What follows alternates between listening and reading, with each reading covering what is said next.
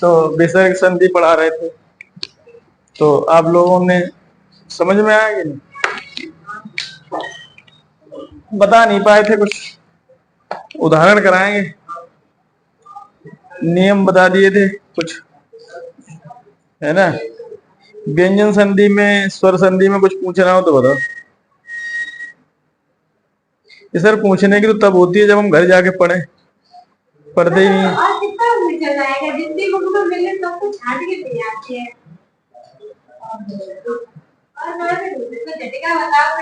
हाँ, झटिका माने बताया तो कल, झाड़ी।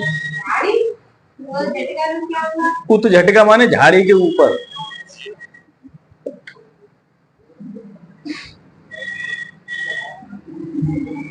हाँ, तो विसर्ग संधि चल रही ना।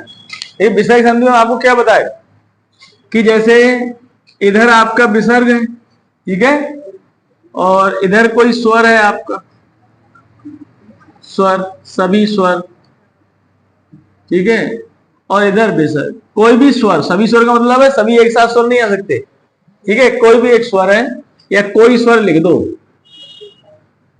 और इधर विसर्ग। विसर्ग के बाद आपसे हम बताए कि दो कंडीशन है। क्या? पहली है बेटा जी कि अगर इधर आपके कौन से हो, अघोष हो, और इधर सघोष हो, ठीक है। अघोष में कौन कौन से और सघोष में, पहले सघोष की तो बात मैं किया ही नहीं हूं, अघोष में बताए थे। अघोष में मेरे बच्चे पहला और दूसरा वर्ण और आपका शा, शा और सा, ठीक है। माने कितने वर्णों की बात कही मैंने? 13 की। इन्हीं वर्णों पे मैंने चर्चा की थी। तो अगर ऐसे हम पहला दूसरा वर्ण लेके चले तो आपको एक नियम भी मैं इस तरीके से यहां बता दिया था कि अगर इधर विसर्ग है और योग आपका क्या करे बेटा, काखा कर जाए, चाछा, टाठा, ताथा, पापा, शा ये वाला इसमें आता है, मूर्धन्य शा इसमें, तालव्य शा ये है। ये सभी आपके कैसे हैं, व्यंजन वर्ण है तो हलंत लग ही जाएगा, इसमें कोई नई बात नहीं, ठीक है। और ये वाला आपका दंते सा।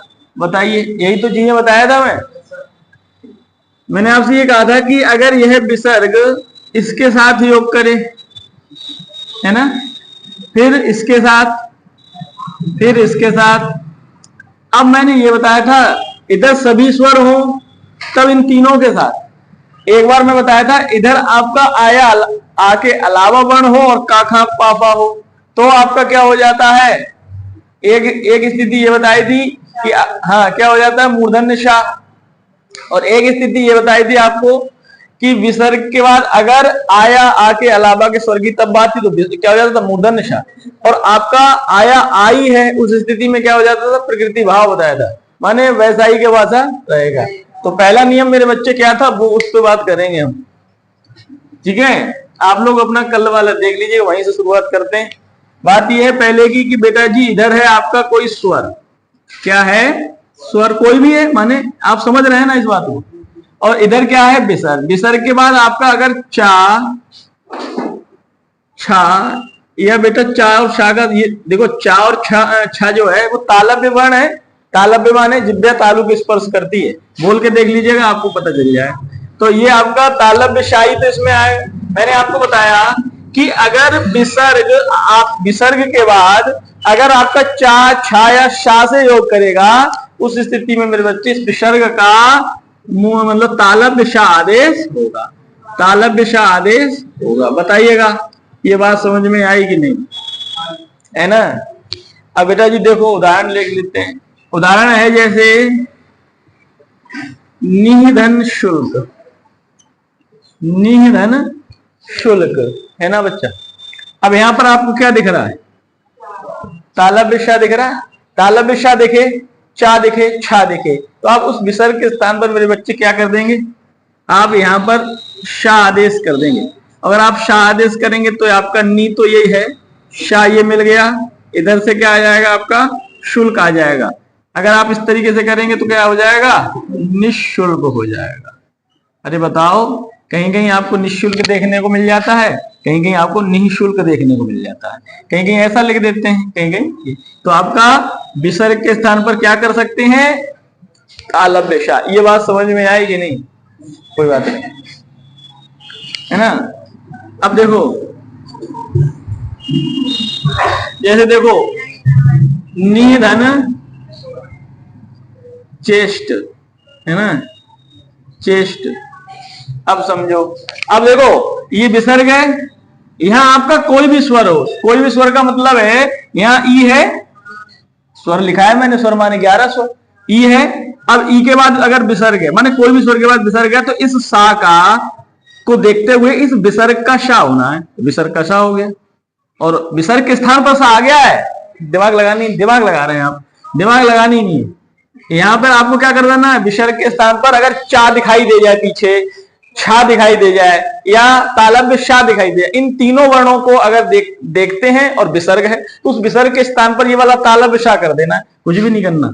तो आप क्या कर देना, ये निश हो गया और चेष्ट आपके पास है, तो आप क्या कर देंगे, निश्चेष्ट। अरे बोलो भाई, ये हो जाएगा कि नहीं हो जाएगा, हैं बताओ,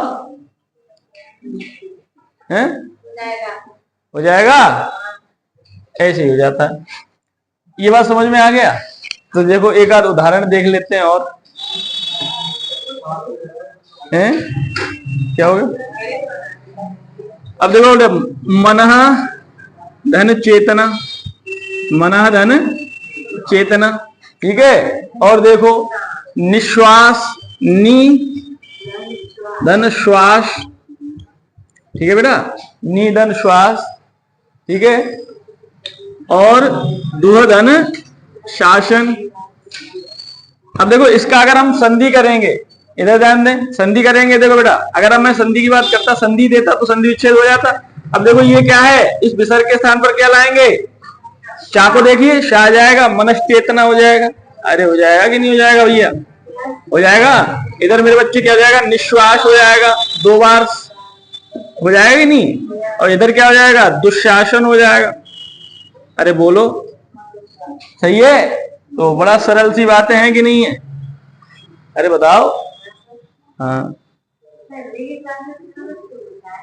क्या होता है,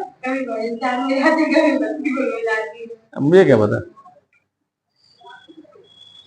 अंतःचक्षु भी एक उदाहरण ले सकते हैं। अंतःचक्षु,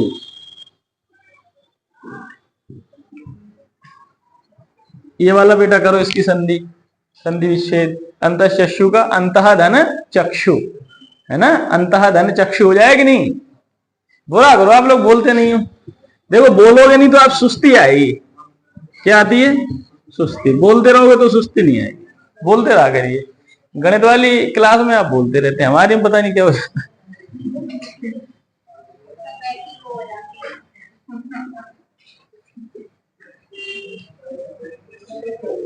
सही है, बताओ बताओ जल्दी बताओ, समझ में आ गया ना।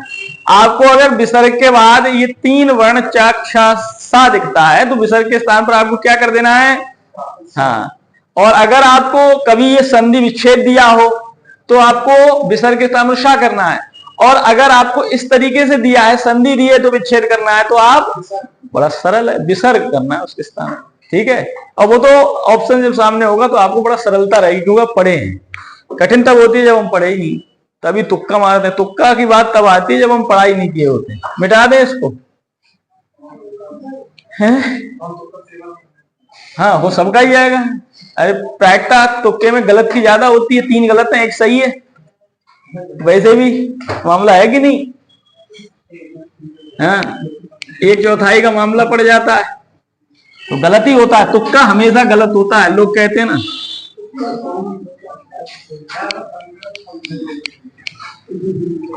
तुक्का वुक्का मत मारा करो। चलो हाँ, अगला जो नियम है बेटे क्या है, मैं आपको बताया, कोई भी स्वर और क्या लगे यहाँ, विसर्ग, अरे बताओ, कोई स्वर और यहाँ क्या हो, विसर्ग। विसर्ग के बाद अगर अब क्या आए, हमने चा छा छा कर लिए, अब करेंगे बेटा टा, ठा या मूर्धन्य श।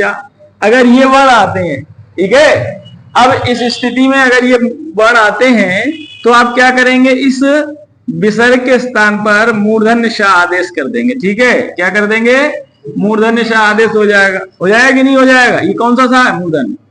अब देखिए उदाहरण जैसे धनुः, धन टंकार, हंस जाते हो, धनुः धन टंकार, इस विसर्ग को क्या बोलोगे, हाँ, तो बेटा इस विसर्ग के स्थान पर टा को देखते हुए क्या हो जाएगा, शा, तो धनुष टंकार हो जाएगा कि नहीं,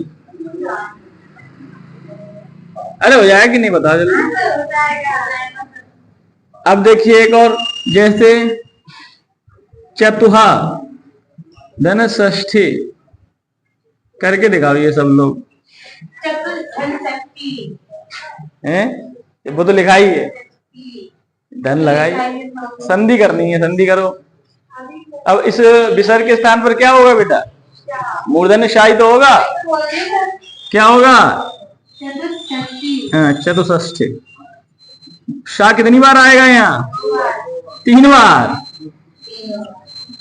एक बार तो ये विसर्ग वाला, एक बार ये षष्ठी के साथ 2 आएंगे, तो चतुष्ठी होगा, चतुष्ठी। चतु के साथ भी शाह बोलो और फिर षष्ठी तो है ही, चतुष्ठी हो जाएगा कि नहीं, बड़ा सरल है ये। टंकार क्या होता है? टंकार क्या होता है? अरे टंकार आवाज नहीं होती है, कैसे कैसे प्रश्न पूछते हैं ये लोग। हाँ तो चलो सही बात है, चलो अच्छी बात है। देखो क्या करते हैं, जैसे धनु जब चलाते हैं तो एक साथ कभी आप वो देखो महाभारत, मतलब आवाज से आती है, ये धनु की आवाज है, धनु जाता है, और एक साथ आवाज हो कड़ाक से, है ना, उस स्थिति को टंकार बोलते हैं, धनुष टंकार। टंकार क्या, टंकार माने धनुष की आवाज टंकार कही जाती है। ठीक है? अब ऐसी स्थिति है जैसे धनुष की आवाज निकले तो टंकार कहेंगे, अब ये थोड़ा ना कहेंगे धनुष भौंक रहा है। अरे हर चीज की आवाज है, अब बिल्ली कहेंगे भौंक रही है, सबकी अपनी आवाज है, कोयल कहेंगे भौंक रही है, नहीं कोयल कूकू करती है, बिल्ली म्याऊं करती है, सबकी अपनी अपनी आवाज। तो धनुष की आवाज जो होती है उसे टंकार कहते हैं। समझ में आया कि नहीं, बताइए, ऐसे प्रश्न क्लियर कर रहे हैं आप लोग, हाँ ना, तो ये तो अच्छी बात, हाँ तो ये तो अच्छी बात है, पूछा करिए। ठीक है, ये तो बहुत बढ़िया बात कही आपने। चलो अगला देखें, अब अगला देखें।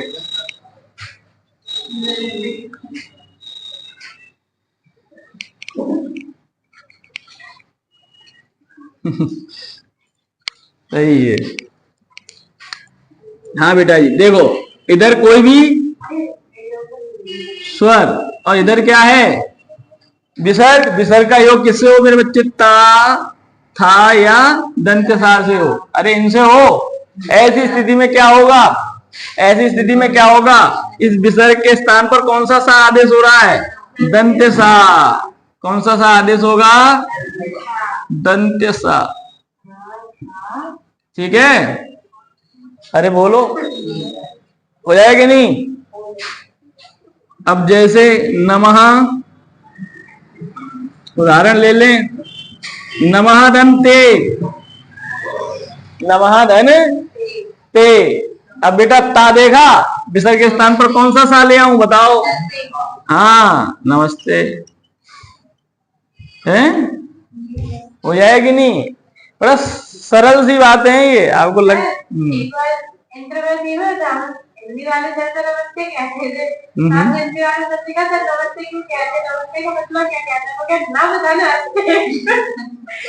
आसमान को छुओ। हाँ सही कह रहे हैं वो।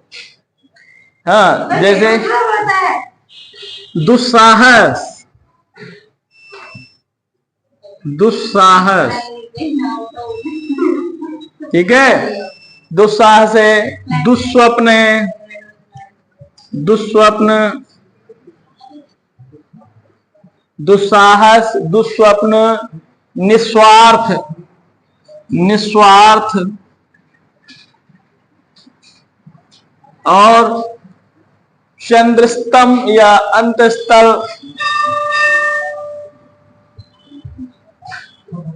ये अन्य उदाहरण है। हाँ, तो भैया ये भी है वैसे ही। दुहधन साहस, दुहधन स्वप्न, निहधन स्वार्थ, अंतःधन स्थल है। अंतःधन तल क्या? हाँ हाँ, यही हो जाएगा अंतःधन तल। क्या संधि का टेस्ट लेने वाला हूँ, संधि खत्म होते ही कल खत्म कर दूंगा संधि। परसों शनिवार है, परसों लेंगे टेस्ट। क्यों? नहीं नहीं, परसों सोमवार को तो नया टॉपिक शुरू होगा।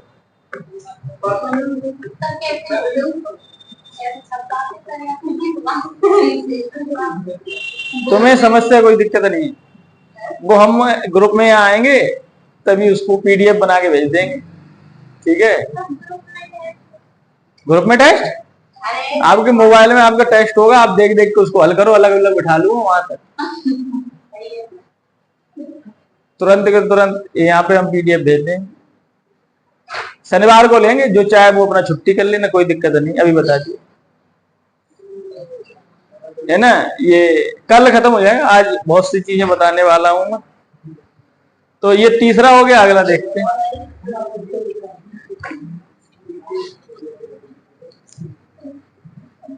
देखिए इसमें थोड़ा बहुत अपवाद वाला रह जाता है ना, जैसे अपवाद भी है, इसलिए कल और थोड़ा देखना पड़ेगा।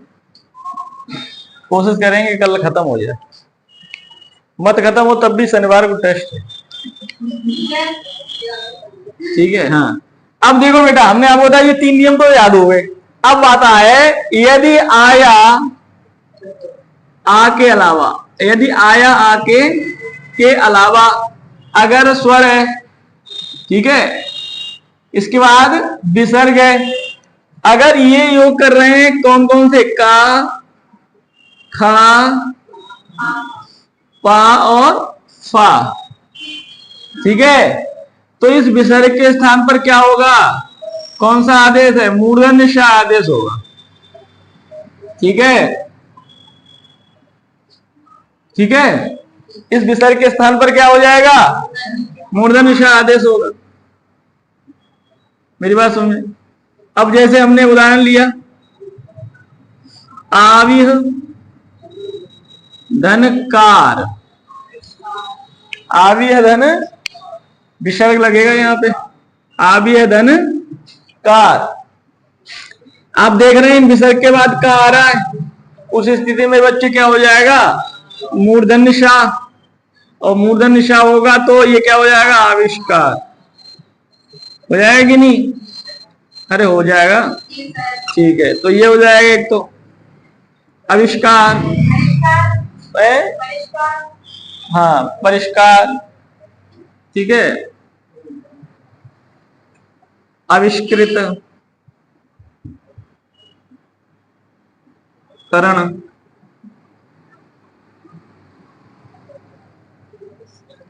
ठीक है,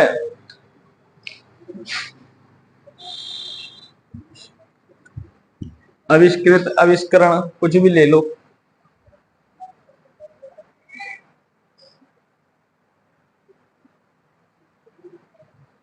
ठीक है।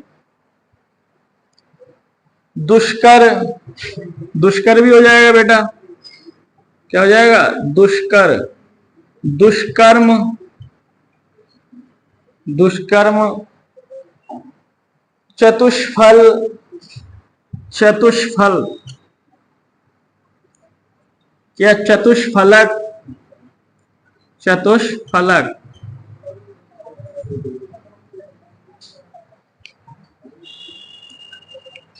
देखिए अब आप कहेंगे परि, परि उपसर्ग है बेटा, इसलिए उस उपसर्ग के साथ विसर्ग विसर्ग नहीं ले, वो हम आपको व्यंजन संधि में बता दिए, परिष्कार बताए थे। परि और सम उपसर्ग जहां लगते हैं वहां पे क्री धातु के साथ परि के साथ आपका मूर्धन्य श और सम के साथ दंत्य स आता है। ये आपके अन्य उदाहरण है। ठीक है, ये किस नियम से है बेटा? जब आया आ हो, आया आ के अलावा हो। देखो ई उ उ उ समझ, और या ये वाला ई, तो ई उ में से कोई हो, उसके बाद आपका काखा पाफा में से कोई वर्ण आता है, उस स्थिति में क्या हो जाएगा? उस स्थिति में आपका विसर्ग के स्थान पर मूर्धन्य श आदेश होगा। बात समझ में आ गई? बताओ भैया।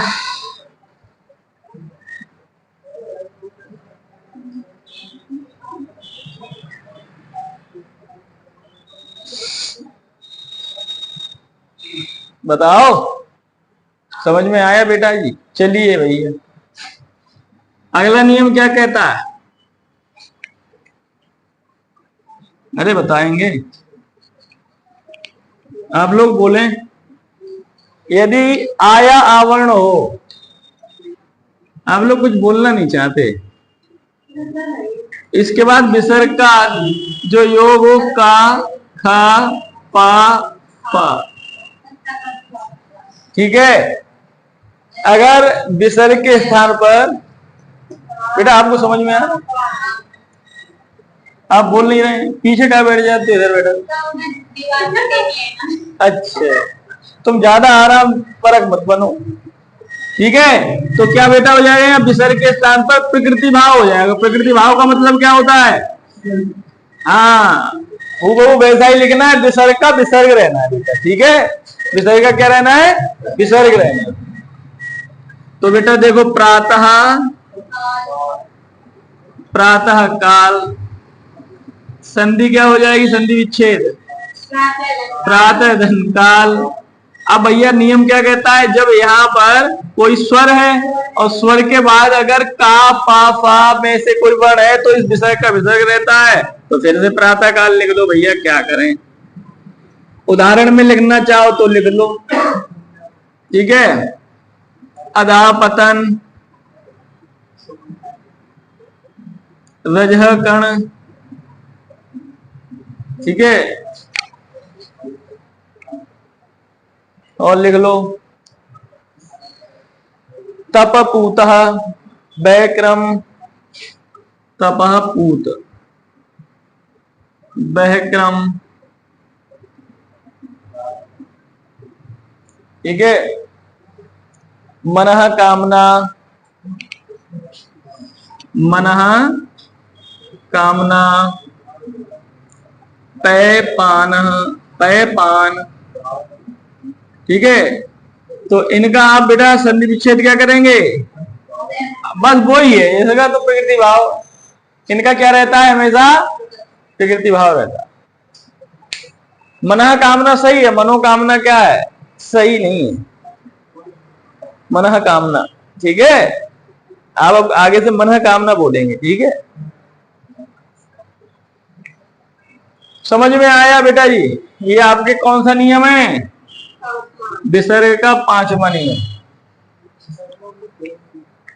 ठीक है। अब देखो, ये बात हमने अब तक किसकी की थी बेटा? पहला वाला जो नियम बताया था, जब आपके 11 स्वर किसके साथ योग करें? अघोष के साथ।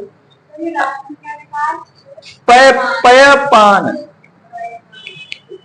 पय पान, पय माने पानी भी होता है, क्षीर दूध भी होता है, हाँ। तो कुल मिला के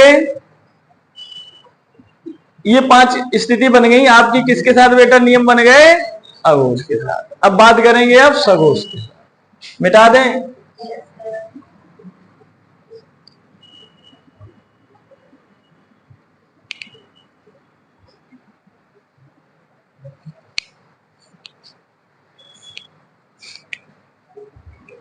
अब देखो बेटा, अब मैं आपको बताता हूं, अगर इधर क्या है?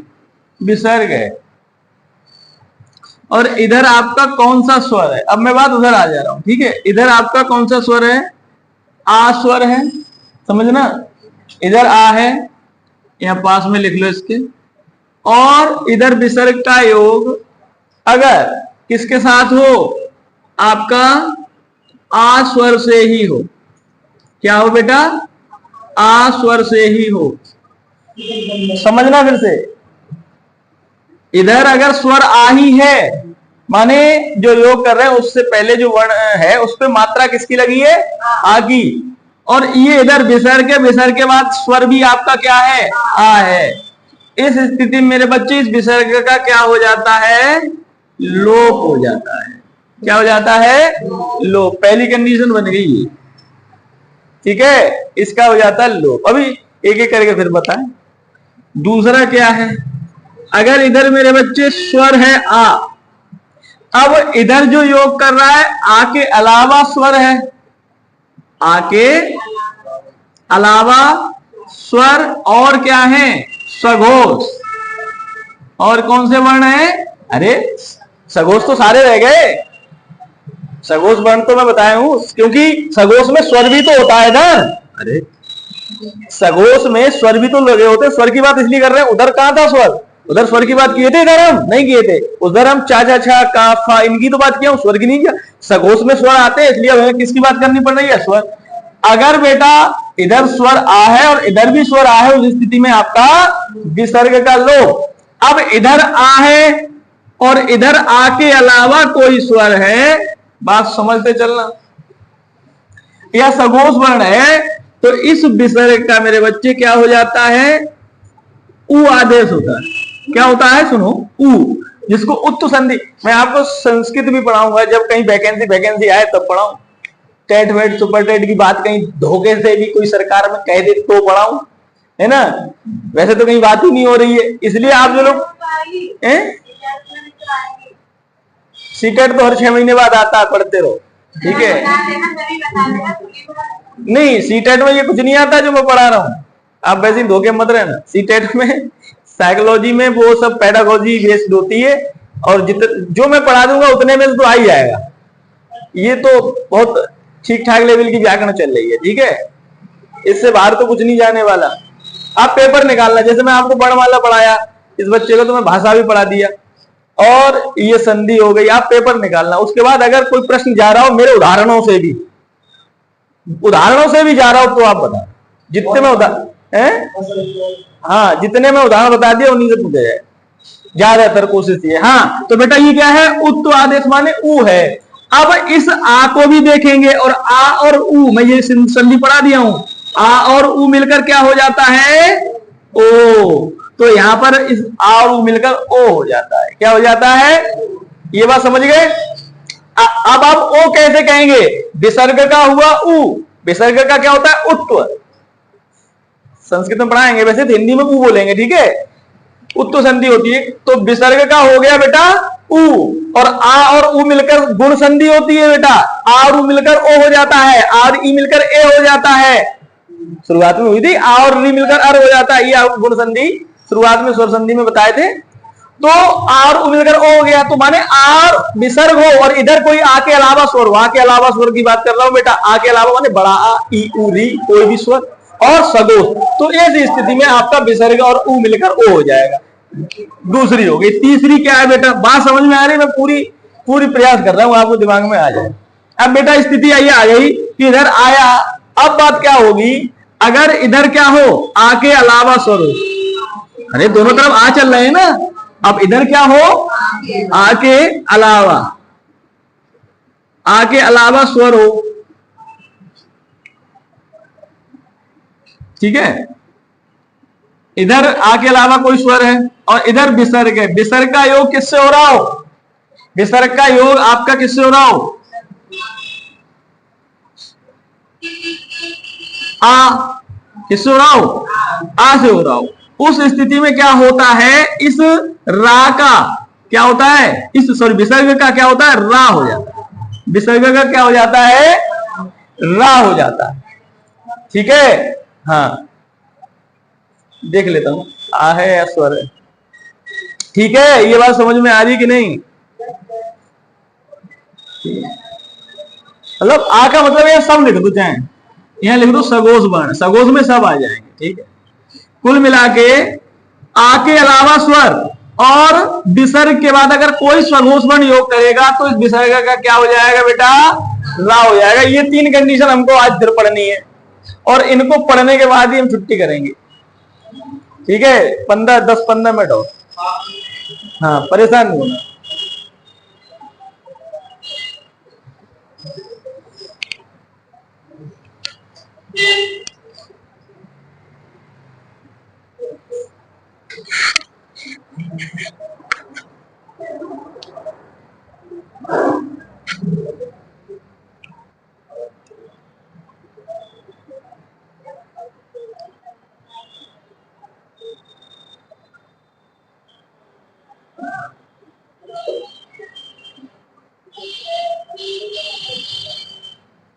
गलत हो गया थोड़ा, बेटा रुक जाना तुम, नहीं और तो सही है।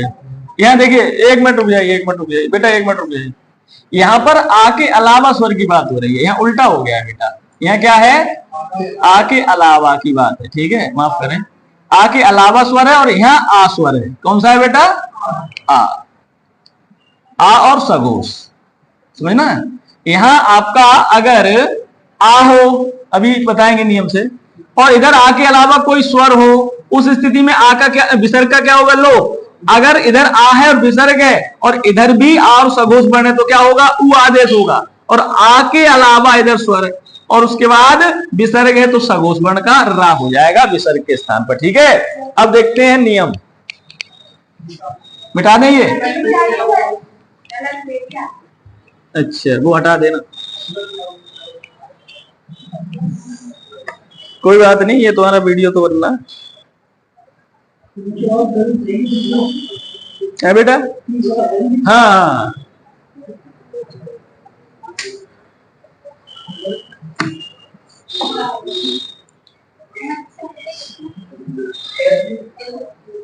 चले,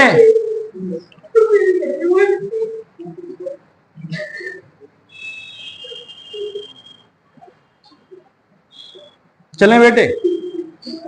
अब देखो देखो, इधर ध्यान दो, बात है मत करो। हाँ बेटा जी देखें, इधर आपका क्या है? आ और विसर्ग है, माने आ का मतलब समझ रहे, स्वर आ होना चाहिए, कोई भी मात्रा लगी तो आ की। इसके बाद अगर इधर कौन सा हो? आ के अलावा स्वर है, तो उस स्थिति में बेटा क्या करेंगे? इस विसर्ग के स्थान पर, सॉरी विसर्ग के स्थान पर कुछ नहीं, मतलब लोप हो जाएगा इस विसर्ग का। जैसे हम उदाहरण लें, अतः धन एव, अतः धन एव। अब विसर्ग का क्या करें बेटा जी? विसर्ग का लोप कर दो। हाँ नहीं, ये नहीं, यहाँ पर आप वृद्धि संधि मत पढ़ो, यहाँ विसर्ग संधि पढ़ रहे हैं। अब आ और ए मेरे का आई हो जाता है, वो वृद्धि संधि चलती है, वो नियम मत लागू करो अभी, ठीक है? यहाँ विसर्ग पढ़ो अभी। तो यहाँ क्या करेंगे? हाँ अत एव, बस आपको कुछ नहीं करना है, विसर्ग हटाना है ना बेटा। ततएव, ततएव की संधि करेंगे तो ततः धन, संधि विच्छेद करेंगे तो ततः धन एव, पय धन आदि, पय आदि, पय आदि, ठीक है? यस इच्छा, पय इच्छा, यस इच्छा, तो संधि करेंगे तो यशादन इच्छा, है ना? पय इच्छा। देखो यहाँ पे अब नियम तुम लगाना अगर चाहो तो, देखो यहाँ पर आपकी संधियां स्वर में पहुंच जाएंगी, लेकिन ऐसा नहीं है, यहाँ विसर्ग संधि उदाहरण है ये। ततधन एव, आ और ए मिलकर आई होता है, ततैव हो जाएगा। पय आदि, ये आ हट जाएगा यहाँ, लेकिन ये विसर्ग संधि में पढ़ा रहा हूं तो विसर्ग संधि पे ही आपको ध्यान देना, ठीक है? तो ये जो उदाहरण है, माने फिर से पहला नियम समझिए, इधर स्वर और इधर आ के अलावा स्वर, ठीक है? इधर आ स्वर है और आगे अलावा, तो लोप होना है। अब दूसरी कंडीशन क्या आएगी? इधर आ और दूसरी तरफ आया अलावा, आ के अलावा जो सघोष है वो आ भी है, छोटा आ और सघोष।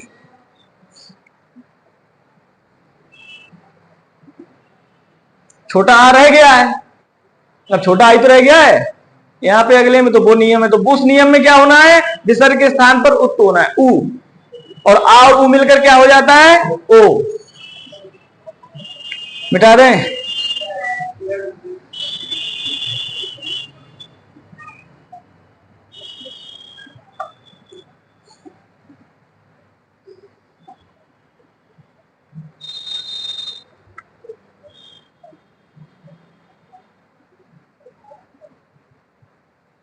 मिटा दें?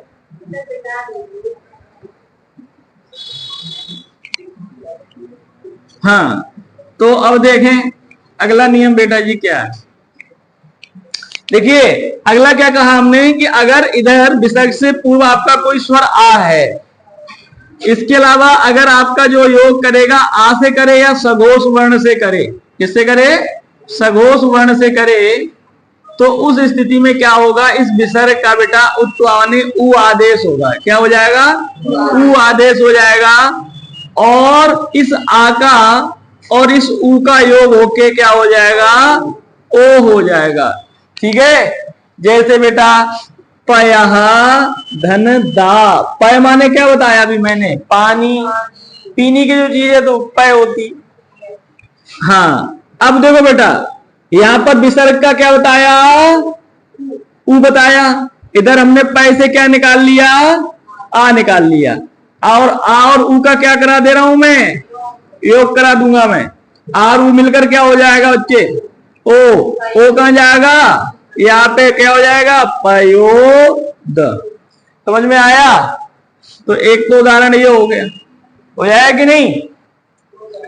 अब देखो सरोज का, सरोज का देख लो बेटा, सरह धन जा, सरह धन जा, तो बेटा जी बताओ ऊ कर दूं इसका, और सर से क्या आप निकाल लूंगा? आर ऊ मिलकर क्या हो जाएगा? ओ कहां जाएगा? ओ कहां जाएगा? रा पे ये हो जाएगा सरो, और ये जा का योग करा दूं इधर। अरे बोलोगे? उदाहरण लिख लो बेटा,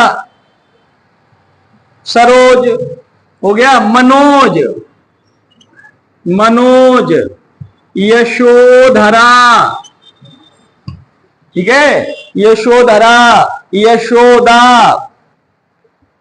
मनोरथ, यशोदा, मनोरथ, मनोयोग, ठीक है, मनोरोग, मनोरोग, नभो मंडल।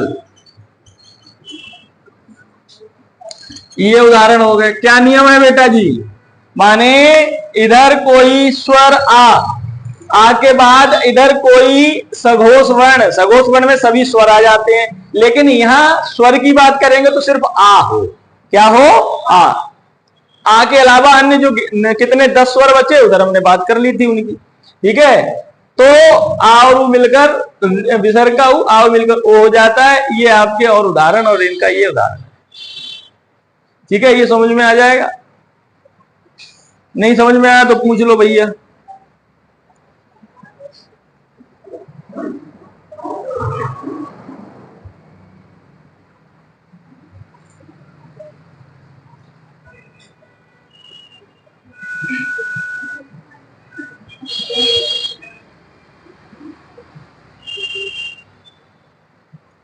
देखो और भी उदाहरण, जैसे आ वाले देख लो, मनोभिलाषा, मनोभिलाषा, यशोभिलाषा,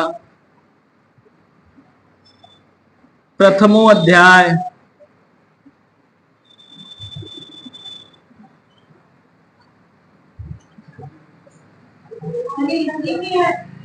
है?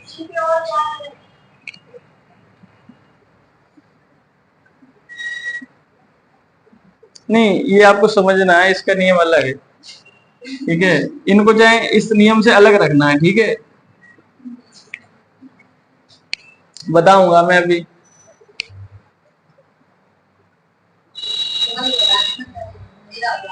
कहाँ अंधेरा हो गया? ठीक है, तो ये उदाहरण करेंगे। अब देखो यहाँ पर एक समझ लीजिए, जैसे प्रथमो अध्याय की बात की मैंने, प्रथमोध्याय समझना, जैसे प्रथमः धन अध्याय। अब बात समझना, इसको नियम को समझ लो। यहाँ विसर्ग की जगह क्या होगा? उ। अब यहाँ देखिए, प्रथम मकार से भी क्या निकालेंगे, आ, ठीक है, और ऊ इधर है और इधर अध्याय भी है, तो इस स्थिति में इधर क्या हो जाएगा, ओ प्रथमो हो गया, और ये आ के स्थान पर ये अवग्रह चिन्ह लग जाता है। क्या लग जाता है, अवग्रह। तो इसका नियम थोड़ा अलग है, ठीक है, क्योंकि दो बार आ है ना, उसको हम पढ़ते हैं, अलग संधि है, जैसे आपकी पूर्व रूप पर रूप, उनमें ये पढ़ा जाता है। स्वर संधियों के और भी संस्कृत में भेद है, पूर्व रूप संधि, पर रूप संधि, वो नहीं है, ठीक है।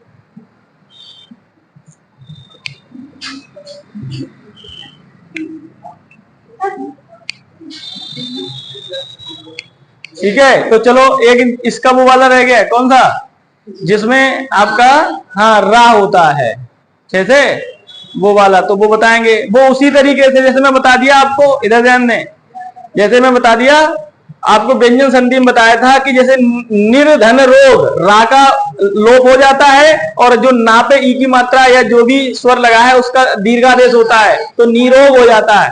वही नियम विसर्ग संधि में भी है, उसी को बताएंगे कल, ठीक है। उसके बाद जो भी अपवाद है वो बताएंगे और कल समाप्त करेंगे, पूरी कोशिश करेंगे। 5-10 मिनट एक्स्ट्रा बैठना कल भी, ठीक है।